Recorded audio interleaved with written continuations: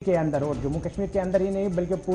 पूरी दुनिया के अंदर जिस तरीके से कोरोना वायरस के बाद जो सूरत हाल बनी हुई थी उस पर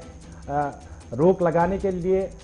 तमाम दुनिया के अंदर जो इक़दाम किए गए, वहीं पर अगर हम जम्मू कश्मीर की बात करेंगे तो जम्मू कश्मीर इंतजामिया ने फैसला लिया है कि सभी 20 अजला जो कि जम्मू कश्मीर के अंदर है, हफ्तावार बंदिशें जो है वो खत्म की जाएंगी और उसके साथ साथ रात का कर्फ्यू जो है वो जारी रखने का फैसला किया गया है, क्योंकि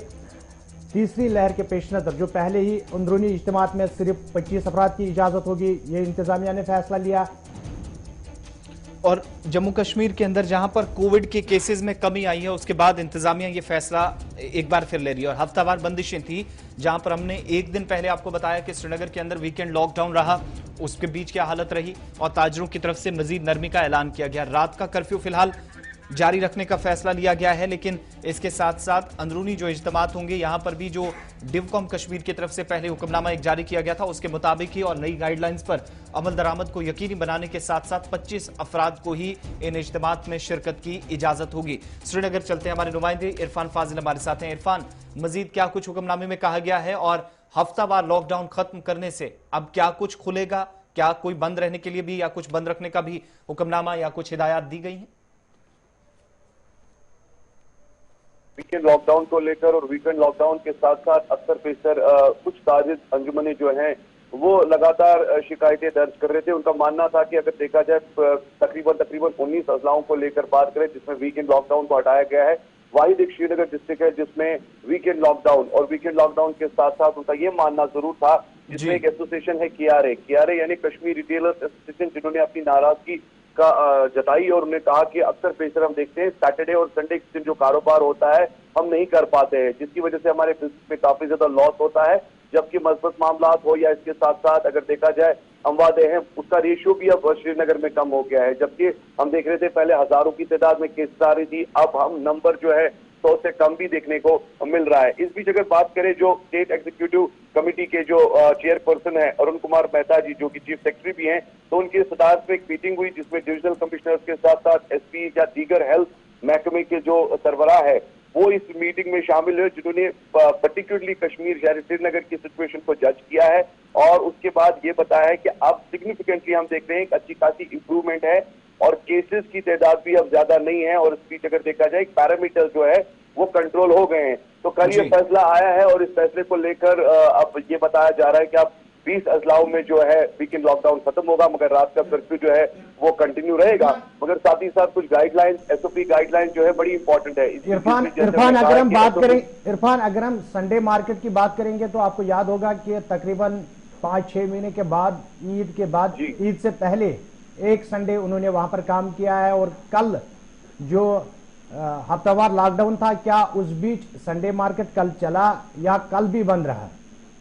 देखिए अमीन साहब, जिस तरीके से हम बात करें तो ऑर्डर जो है वो कल शाम को जारी किया गया है और कल भी हमने देखा स्ट्रीट वेंडर्स जो है या स्ट्रीट मार्केट जो है उस तरीके से दिखाई नहीं दे रहे थे। हल्का फुल्का हम कह सकते हैं कि कहीं कहीं जगह पर स्टॉल लगा हुआ था, जो कि मतलब काफी ज्यादा जो गरीब तबका होता है जिसको आपके अपने घर में अपने बच्चों को बाल बच्चों को पालना है या रोटी कमानी है, तो वो ऐसा कुछ हल्का हल्का स्टॉल। मगर उस बीच हम देख रहे थे कि पुलिस की जानिब कुछ लाल चौक में हम देख रहे थे ड्राइव की ली जा रही थी, जिस बीच उन्हें हटाया भी जा रहा था। मगर आज संडे मार्केट है और संडे मार्केट को लेकर सबकी नजरें होंगी, क्योंकि संडे मार्केट पिछले 4 माह से बंद है और आज देखने वाली बात जरूर होगी कि संडे मार्केट में क्या चहल पहल होगी। मगर इस बीच सबसे बड़ी बात यह है कि एसओपीज की क्या धज्जियां वहां पर बिखेरी जाएंगी, नंबर 1। दूसरी बात है क्या लोगों ने जिस तरीके से 99% कश्मीर में मास्क पहनना छोड़ दिया है और आने वाले टाइम में जिस तरीके से प्रिकॉशन की मेजर्स के साथ साथ कोविड-19 पैंडेमिक वेव 3 की बात चल रही है और इस बीच अगर देखा जाए अगर लापरवाही जमीन स्तर पर होगी तो अमीन साहब आसिफ साहब आपको जरूर लग रहा आपको पता चल जाएगा, क्योंकि लास्ट टाइम भी हमने लापरवाहियां बरती थी और उसका नतीजा इरफान जो हुक्मनामा सामने आया वेंडर्स की अगर हम बात करेंगे या श्रीनगर के अंदर दुकानदारों की बात करेंगे, किस तरीके से इस हुक्मनामे को देख रहे हैं? क्योंकि अब बंदिशें नहीं रहेंगी, कहीं ना कहीं कामकाज करने का मौका भी इन्हें मिलेगा। देखिए अमीन साहब, बात करें वैक्सीनेशन को लेकर अभी एक खबर ये भी आ रही है कि तकरीबन 15 लाख के करीब एडिशनल पॉपुलेशन कश्मीर में है जिसे वैक्सीनेशन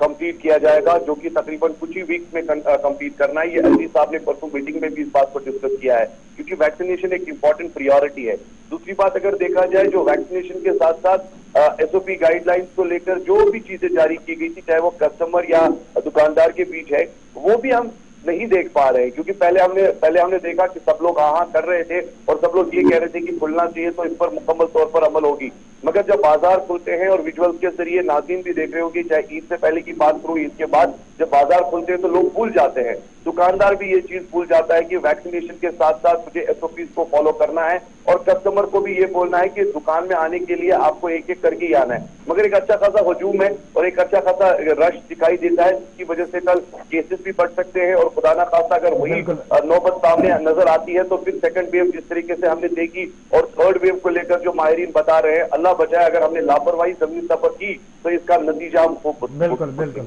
बहुत बहुत शुक्रिया तफसीलात फराहम करने के लिए इरफान श्रीनगर से। तो 13 हफ्तों के बाद बिलाखिर इंतजामिया की तरफ से फैसला लिया गया और सभी 20 अजला में दोनों सूबों के, जम्मू कश्मीर के, जहां पर बंदिशें खत्म करने का, जो हफ्तावार लॉकडाउन था वो खत्म करने का फैसला, लेकिन रात का कर्फ्यू जारी रखने का फिलहाल इसलिए कदम उठाया गया ताकि किसी तरह की लापरवाही ना हो। बिल्कुल, इंतजामिया के फैसले से जहां दुकानदारों, ट्रांसपोर्टरों या वेंडर्स जो हमारे हैं, या उसके साथ साथ आम लोगों को राहत मिलेगी, लेकिन वहीं पर लोगों, दुकानदारों और सभी जो भी लोग हैं उनको इस बात का ख्याल रखना है कि माहिरीन ने पहले ही खदशा जाहिर किया है कि तीसरी लहर आने वाली है, और इस तीसरी लहर से बचने के लिए हमें वैक्सीन मुहिम का साथ देना होगा, और उसके साथ साथ जो एसओपीज है उनको फॉलो करना होगा, ताकि हमारे बाजारों के अंदर काज भी रहेगा और हम सेहत सलामत भी रहेंगे। लेकिन इसके साथ